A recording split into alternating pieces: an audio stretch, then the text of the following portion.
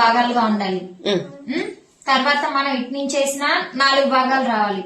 మళ్ళీ లేదంటే ఇదిగో ఇటు నుంచి వేసినా కూడా 2 ఫోల్డ్ తోనే పట్టుకొని ఇటు నుంచి వేసినా కూడా మనకి 4 భాగాలే రావాలి. అప్పుడే మనకి ఫ్రంట్ బ్యాక్ వస్తాయి.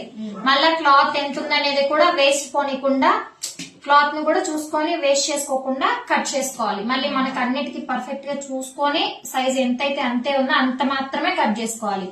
సరేనా? బ్యాక్ ఫ్రంట్ వస్తాయి.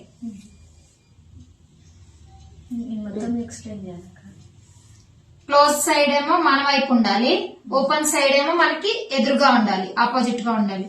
నెక్ ఎంత ఉంటే అంత సైజ్ పెట్టుకోవాలి. తర్వాత భుజం, ఫస్ట్ నెక్, తర్వాత భుజం, తర్వాత పొడవు, తర్వాత బ్లౌజ్ లూజు, తర్వాత ఇక్కడ నెక్ తరుగుకి 1/2 ఇంచ్ తీసుకోవాలి. సంక తరుగుకి అయితే 1 ఇంచ్ ఎక్స్ట్రా తీసుకోవాలి.